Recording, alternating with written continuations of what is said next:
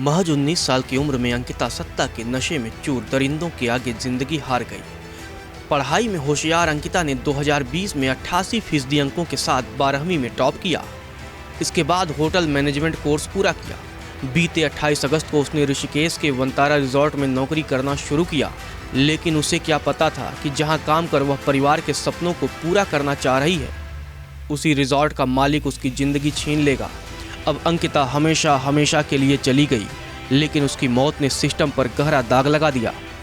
मौत से ठीक एक दिन पहले अंकिता ने अपने दोस्त से बात कर पुलकितार के करतूतों का खुलासा किया था। शायद उसे पता नहीं था कि यह दिन उसकी ज़िंदगी का आखिरी दिन होने वाला है। 17 सितंबर को अंकिता ने व्हाट्सएप चैट में अपने दोस्त को बताया कि उस पर रिजॉर्ट में आने वाले एक वीआईपी गेस्ट को स्पा सर्विस देने के लिए दबाव बनाया जा रहा था। बदले में उसे 10,000 रुपये देने का लालच दिया गया। रिजॉर्ट मैनेजर ने अंकिता पर दबाव बनाया कि अगर उसने बात नहीं मानी तो उसे नौकरी से निकाल दिया जाएगा। अंकिता के इनकार करने के बाद 18 सितंबर को करीब 6 बजे पुलकितार सौरभ और अंकित के साथ अंकिता के कमरे में पहुंचा। तब अंकिता जोर जोर से रो रही थी और मदद के लिए चिल्ला रही थी। इसके बाद तीनों आरोपी बाइक से अंकिता को कहीं ले गए। जब वे वापस आए तो अंकिता उनके साथ नहीं थी। पुलिस ने सीसीटीवी खंगाला तो सच सामने आ गया, क्योंकि उस शाम रिजॉर्ट से 4 लोग बाहर गए थे, जबकि वापस 3 ही लोग लौटे। अंकिता से रोज बात करने वाले दोस्त की 18 सितंबर को जब बात नहीं हो पाई तो वह घबरा गया। उसने पुलकितार को फोन किया। पुलकित ने बताया कि अंकिता अपने कमरे में सो रही है। दूसरे दिन उसने पुलकित को फोन लगाया तो नंबर स्विच ऑफ आया। इसके बाद वह जम्मू से ऋषिकेश पहुंचा तो अंकिता से मुलाकात नहीं हो पाई। लापता होने से ठीक पहले 17 सितंबर की रात करीब 9:30 बजे अंकिता और उसके दोस्त के बीच व्हाट्सएप पर जो बातें हुई उसने कई राज खोल दिए हैं। इस रिजॉर्ट में बहुत इनसिक्योर फील होता है, मैं क्या बोलूं। अंकित मेरे पास आया और बोला कुछ बात करनी है, फिर मैं उसके साथ चली गई। कॉल करके बताओ क्या हुआ। नहीं, आवाज़ आएगी। चलो ऐसे ही मैसेज करके बताओ।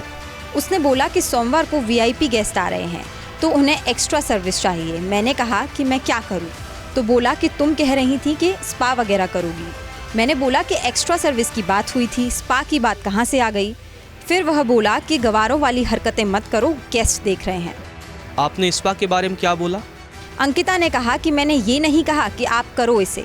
मैं बोल रहा हूँ कि अगर आपकी पहचान में कोई लड़की होगी तो बताना, क्योंकि गेस्ट 10,000 रुपये दे रहा है। उनको बोलो कि मैं शरीफ घर से हूँ, ऐसी सर्विस मैं नहीं दे सकती। हाँ, बोला मैंने उसको कि मैं गरीब हूँ। तो तुमने क्या सोचा कि 10,000 के लिए बिक जाऊंगी? तुम्हारे इस रिजॉर्ट के लिए मैं समझ रही हूँ कि दूसरी लड़की वाला उन्होंने इसलिए बोला कि मैं 10,000 के लालच में आकर मान जाऊँ। एक्स्ट्रा सर्विस मतलब सेक्सुअल रिलेशनशिप। हाँ पता है। आर्य ने सौरभ विष्ट को भी अपने रूम में बुलाया और करीब 1 घंटे तक बातचीत की। अंकित ये बात करने के बाद बोला सर को मत बताना, लेकिन मुझे पता है कि आर्य को सब पता है। इन तीनों ने जानबूझकर बोला ताकि मैं इनके पैसों के लिए हाँ कर दूं। उसको अच्छे से समझा दो कि ऐसे ऑफर्स ना लाए। आगे से कुछ बोला तो मैं यहाँ काम नहीं करूँगी, इतना गंदा होटल है।